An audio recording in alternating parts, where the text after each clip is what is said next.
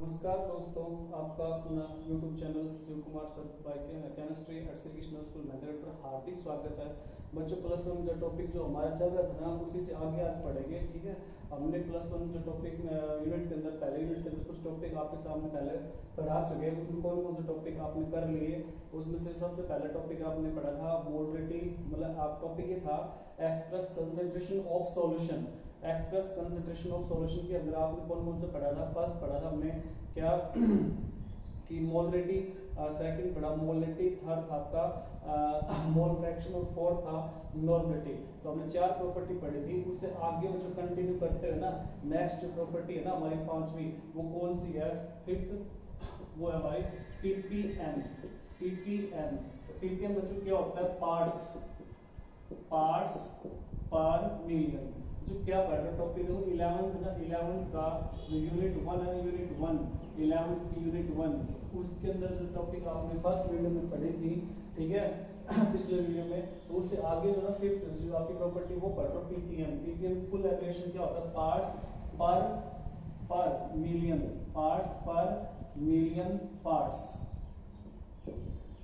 पर मिलियन। ठीक है भाई, 1 मिलियन कितना होता है? ठीक है, 1 मिलियन नियर 10 पावर 6, 10 पावर 6 को आप 1 मिलियन बोलते हो। ठीक है, ये प्रॉपर्टी कहाँ पे काम आती है, क्यों पढ़ते हैं? ठीक है, इस प्रॉपर्टी को ना मेनली तो आपका पोल्यूशन है ना, पोल्यूशन ऑफ एटमॉस्फेयर, जो एटमॉस्फेयर के अंदर पोल्यूशन होता है ना, उसको मेजर करने के लिए आप ये प्रॉपर्टी पढ़ते हो। कौन सी? Ppm. Clear?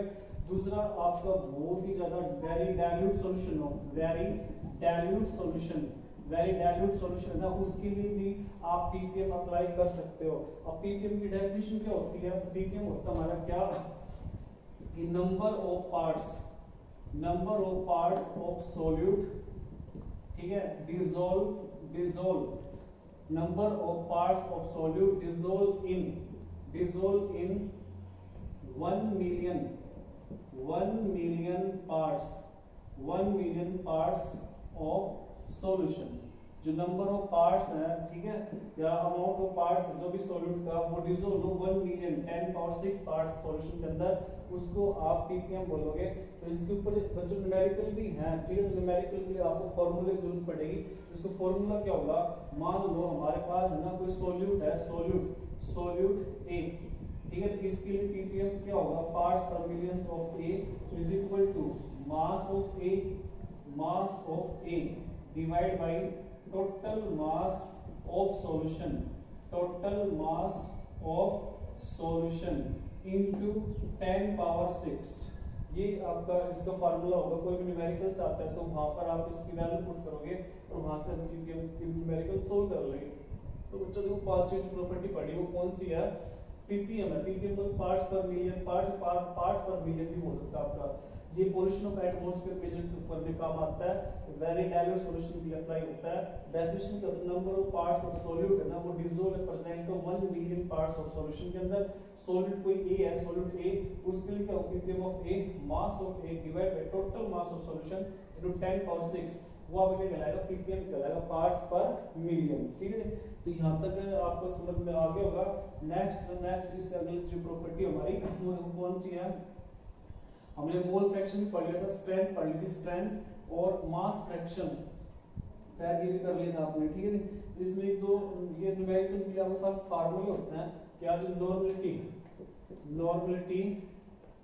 Normality of acid की नॉर्मलिटी बताओ। ठीक है, तो उस ऐसे क्वेश्चन के अंदर अगर आप पूछेगा तो मोलरिटी मिलेगी।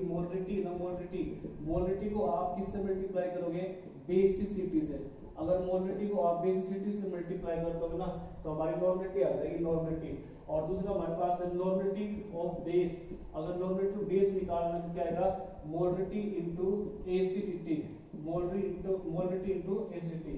अब यहाँ बेसिसिटी एसिडिटी तो आपको पहले पढ़ चुके फर्स्ट वीडियो में, लेकिन फिर भी किसी ने ना बताओ बेसिसिटी क्या होता है? बेसिसिटी मींस होता है number of H positive ion, और एसिडिटी क्या होता है? हमारा number of OH negative ion. किसी भी रिएक्शन के अंदर या दे रखा होगा आपको कितने H है, कितने OH है, वो यहाँ पर रखोगे, उसको मल्टीप्लाई कर दो मोलरिटी से, वो हमारी क्या आ जाएगी? Normality of acid, normality of base. ठीक है जी, ऐसे और भी नॉर्मलिटी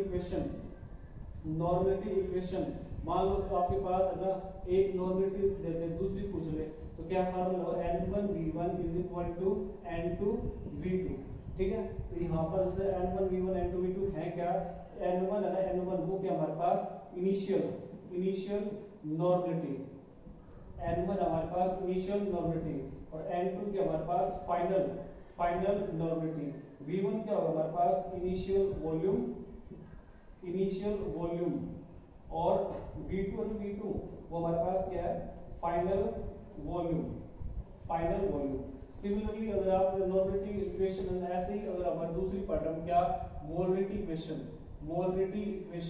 तो मोलरिटी इक्वेशन क्या होगा m1v1 is equal to m2v2।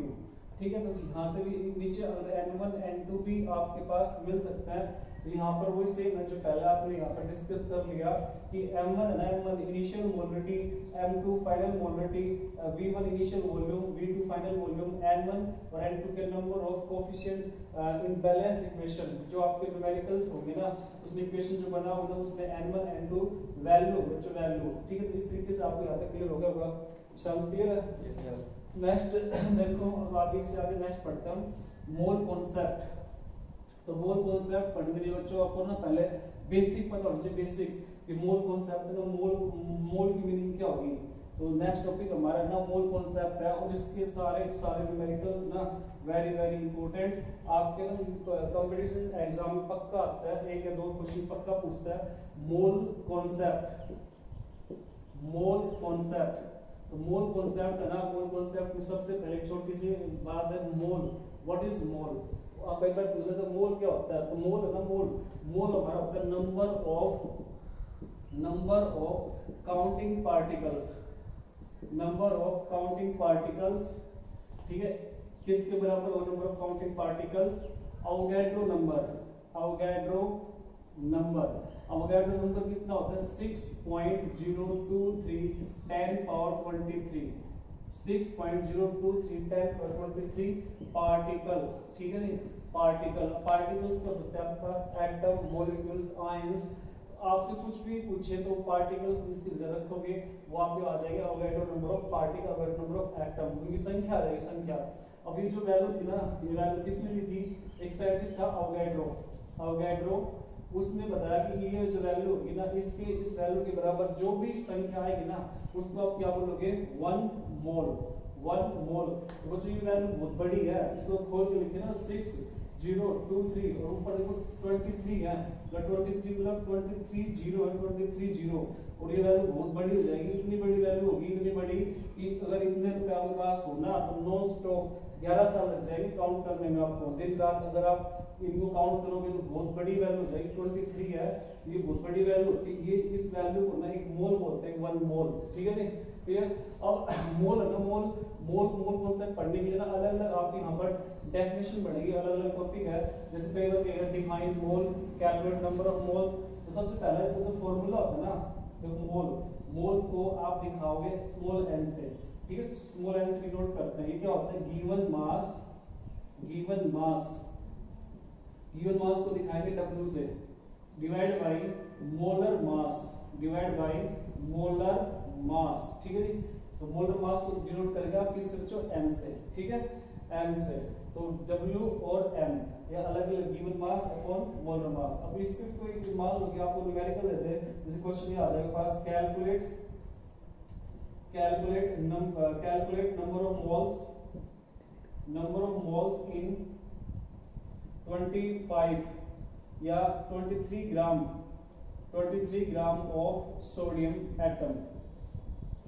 23 gram of sodium atom में ना मोल निकालो मोल।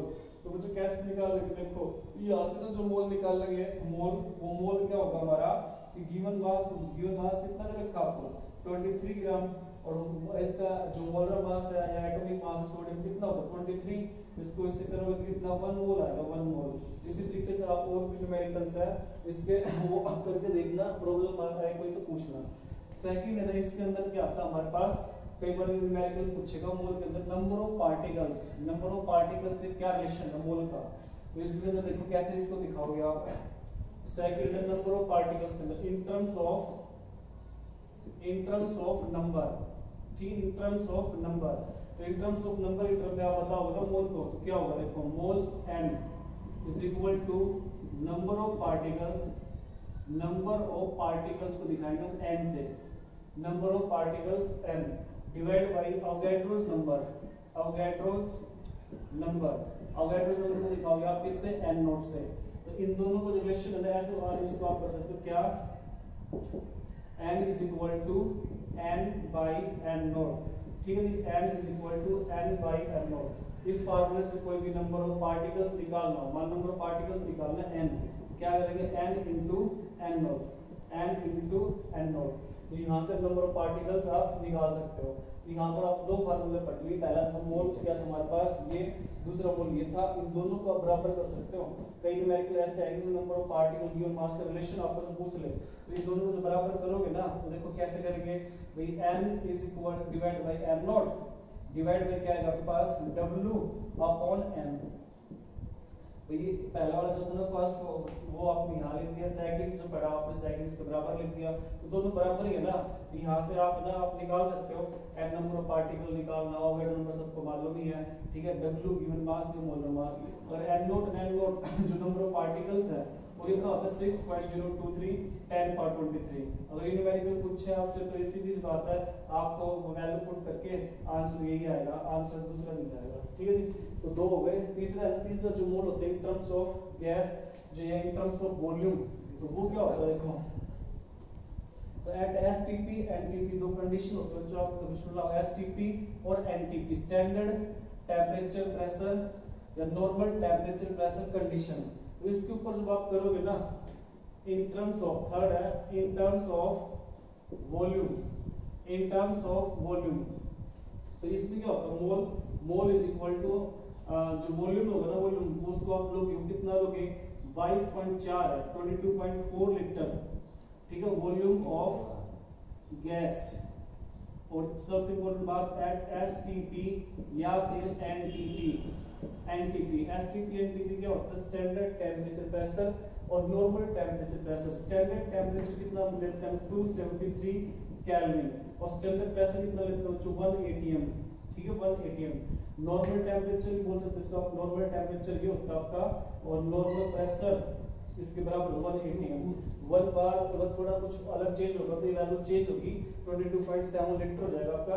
लेकिन आप फिलहाल बेसिक आपका आप इसको इतना ही लेकर न्यूमेरिकल सोल्व करें तो आपके न्यूमेरिकल सोल्व हो जाएंगे। तो कुछ बातें बताइए आपको, मोल कॉन्सेप्ट अकॉर्डिंग आपने तीन बातें थी, सिंपल था given mass molar mass, second था number in terms of number, तीसरा था in terms of volume. Volume का जिक्र वही होगा जहां पर गैस है, गैस जो न्यूमेरिकल में हो, गैस का जिक्र हो तो आप ये फार्मूला अप्लाई करोगे 22.4 लीटर वॉल्यूम ऑफ गैस।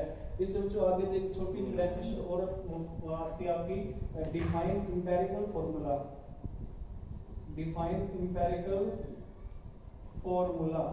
ठीक, इंपेरिकल फार्मूला क्या होता है, इंपेरिकल फार्मूला सिंपल सा है कि जो आपका ना रिप्रेजेंट करता है, क्या रिप्रेजेंट करता है, रिप्रेजेंट एटॉमिक रेशियो